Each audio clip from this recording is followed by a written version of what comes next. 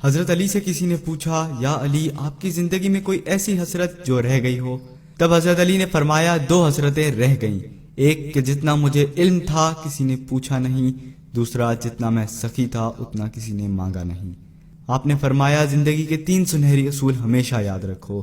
ایک، اس سے ضرور معافی مانگو جسے تم چاہتے ہو۔ دوسرا، اسے مت چھوڑو جو تمہیں چاہتا ہے۔ تیسرا، اس سے کچھ نہ چھپاؤ جس پر تم اعتبار کرتے ہو۔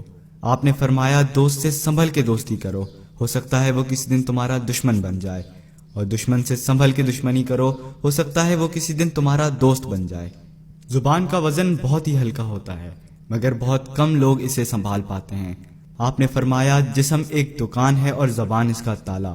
جب تالا کھلتا ہے تو معلوم ہوتا ہے کہ دکان سونے کی ہے یا لوہے کی۔ زندگی تیز ہواؤں کی مانند ہے، جس نے اس کی آندھیاں برداشت کر لیں وہ کبھی غم کی گھٹا نہیں دیکھتا، سرسبز و شاداب باغ دیکھتا ہے۔ حضرت علی سے کسی نے پوچھا، یہ کیسے پتا چلے گا کہ جو پریشانی یا مصیبت ہم پر آئی ہے وہ اللہ کی طرف سے آزمائش ہے یا ہم پر اللہ کی طرف سے سزا ہے؟ آپ نے جواب دیا، جو مصیبت تجھے اللہ کی طرف لے جائے وہ آزمائش ہے، اور جو مصیبت تجھے اللہ سے دور کر دے وہ سزا ہے۔ حضرت علی کے پاس ایک یہودی آیا اور کہا، میں نے سنا ہے کہ جب آپ مسلمان عبادت کرتے ہو تو وسوسے اور خیالات آتے ہیں، جبکہ ہم عبادت کرتے ہیں تو ہمیں نہیں آتے۔ حضرت علی نے جواب میں فرمایا، اگر ایک گھر فقیر کا ہو اور ایک گھر امیر کا تو چور کہاں جائے گا؟ یہودی نے کہا، امیر کے گھر میں۔ حضرت علی نے فرمایا، تبھی تو شیطان ان کو ستاتا ہے جن کے دل میں اللہ ہو، جن کے دل میں اللہ کی محبت نہیں ہوتی وہاں شیطان کا کیا کام؟ آپ نے فرمایا، جب تمہاری جان کو خطرہ ہو تو صدقہ دے کے جان بچاؤ، اور جب تمہارے دین کو خطرہ ہو تو جان دے کر دین بچاؤ۔ آپ نے فرمایا کہ زندگی 2 دن کی ہے، ایک تمہارے حق میں، دوسرا تمہارے مخالف۔ جس دن تمہارے حق میں ہو اس دن غرور مت کرنا، جس دن تمہارے مخالف ہو اس دن صبر کرنا۔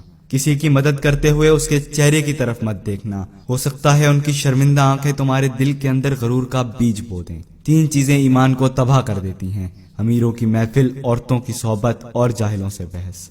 حضرت علی نے فرمایا، جانور میں خواہش اور فرشتے میں عقل ہوتی ہے، مگر انسان میں اللہ تعالیٰ نے دونوں رکھی ہیں۔ اگر وہ عقل دبا لے تو جانور، اگر خواہش کو دبا لے تو فرشتے کی مانند ہو جاتا ہے۔ آپ نے فرمایا، اپنے جسم کو ضرورت سے زیادہ مت سنوارو، اسے تو مٹی میں مل جانا ہے۔ سنوارنا ہے تو اپنی روح کو سنوارو، کیونکہ اسے تو رب کے پاس لوٹ کے جانا ہے۔ مومن کی مثال ترازو کے پلڑے جیسی ہوتی ہے، جس قدر اس کے ایمان میں اضافہ ہوتا ہے اتنی ہی اس کی آزمائش بڑھتی ہے۔ آپ نے فرمایا، اچھے لوگوں کی ایک خوبی یہ بھی ہوتی ہے کہ انہیں یاد نہیں رکھنا پڑتا، وہ یاد ہی رہتے ہیں۔ آپ نے فرمایا، رزق کے پیچھے اپنا ایمان مت خراب کرو، کیونکہ رزق انسان کو اس طرح تلاش کرتا ہے جیسے مرنے والے کو موت۔ حضرت علی نے فرمایا، رشتے خون کے نہیں احساسات کے ہوتے ہیں، اگر احساس ہو تو اجنبی بھی اپنے ہو جاتے ہیں، اگر احساس نہ ہو تو اپنے بھی اجنبی ہو جاتے ہیں۔ ایک مرتبہ کساب آواز لگا رہا تھا، تازہ گوشت ہے لے لو۔ وہاں سے حضرت علی کا گزر ہوا، کساب نے آپ سے کہا، تازہ گوشت ہے لے جائیں۔ حضرت علی نے فرمایا، آج میری جیب اجازت نہیں دیتی۔ کساب نے بولا، میں آپ سے ادھار کر سکتا ہوں۔ اس سے آپ نے ایک بہت حکمت سے لبریز جملہ ارشاد فرمایا۔ آپ نے فرمایا، یہ ادھار میں کیوں نہ اپنے پیٹ سے کر لوں، جس کو میں جنت میں اس سے بہتر غذا کھلا سکتا ہوں۔ حضرت علی نے فرمایا، لفظ انسان کے غلام ہوتے ہیں مگر صرف بولنے سے پہلے تک، بولنے کے بعد انسان اپنے لفظوں کا غلام ہو جاتا ہے۔ آپ نے فرمایا، کوئی تمہارا دل دکھائے تو ناراض مت ہونا، کیونکہ قدرت کا قانون ہے، جس درخت کا پھل زیادہ میٹھا ہوتا ہے لوگ پتھر بھی اسی کو مارتے ہیں۔ آپ نے فرمایا، کسی کا عیب تلاش کرنے والے کی مثال اس مکھی جیسی ہے جو سارا خوبصورت جسم چھوڑ کر صرف زخم پر جا کر بیٹھتی ہے۔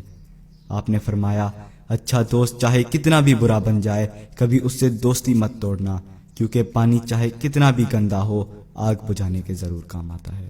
آپ نے فرمایا، زندگی کے ہر موڑ پر صلح کرنا سیکھو، کیونکہ جھکتا وہی ہے جس میں جان ہوتی ہے، اکڑنا تو مردے کی پہچان ہوتی ہے۔ دوست ہو یا پرندہ دونوں کو آزاد چھوڑ دو، اگر لوٹ آیا تو تمہارا، نہ لوٹ کر آیا تو تمہارا وہ کبھی تھا ہی نہیں۔ بادشاہ نے وزیر کو انگوٹھی دی اور کہا، اس پر کوئی ایسا فقرہ لکھوا لاؤ جسے میں خوشی میں پڑھوں تو اداس ہو جاؤں اور غم میں پڑھوں تو خوش ہو جاؤں۔ وزیر گیا اور انگوٹھی پہ یہ لکھوا لایا کہ یہ وقت بھی گزر جائے گا۔